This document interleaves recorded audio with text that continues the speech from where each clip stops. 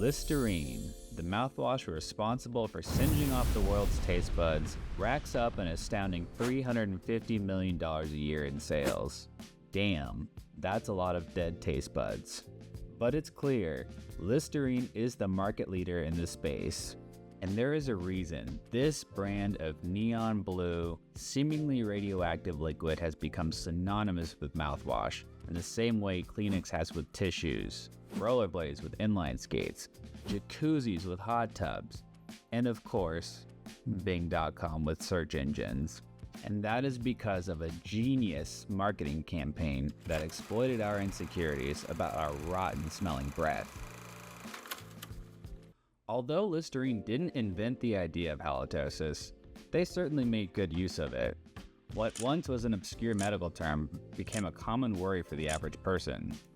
But Listerine didn't land on this angle at first, having been sold as a surgical disinfectant, floor cleaner, deodorant, and even a beneficial remedy for gonorrhea. Maybe I should give Listerine a second chance. Or maybe I should just go to the doctor. No, not that one. There you go. Anyway, to understand the history of Listerine, we need to start with this man, Joseph Lister. What? That name sounds familiar. Whatever, I'll figure it out later. Born in London in 1827, Lister became a surgeon in an era when surgery was pretty fucking terrible. Those poor patients didn't even have anesthesia when getting their diseased limbs chopped off. But another big issue was that surgeons believed that miasma, or bad air, is what caused wounds to get infected.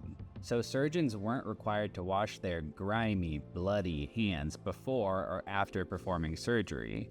These guys actually took pride in their filth and spoke of the good old surgical stank emanating from their unwashed gowns. Gross! Thankfully, in the 1860s, Lister began to read the works of renowned French chemist Louis Pasteur. From doing so, Lister came to the conclusion that the process behind fermentation might be involved with wound sepsis. So Lister began using antiseptics, specifically carbolic acid, during his surgeries, and all of a sudden people stopped dying from post-surgical infections. Lister truly revolutionized the field and is rightfully called the father of modern surgery. And just look at those mutton chops, truly epic. Fast forward to 1879. Joseph Lawrence, a doctor based in St. Louis, Missouri, was a huge fan of Lister's work. Lawrence eventually developed an alcohol-based antiseptic based on Lister's use of carbolic acid during surgery. He named the antiseptic Listerine in honor of the esteemed British surgeon. Oh, now it makes sense. Lawrence licensed his formula to a local pharmacist named Jordan Lambert. Lambert tried to sell Listerine as a surgical antiseptic, but it never really took off. He also promoted it to dentists in 1895, but it just didn't sell like he wanted it to. Desperate to make some sweet cash off of Listerine, it was marketed as floor cleaner and a cure for gonorrhea, among many other uses. Needless to say, Listerine had a bit of an identity crisis until the 1920s when Lambert's son, Gerald, had a brilliant idea.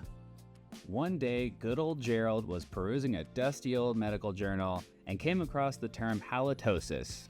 The journal presented bad breath as a legitimate medical condition that demanded treatment. And the obvious solution was, you guessed it, Banaka. Just kidding, it was Listerine, duh.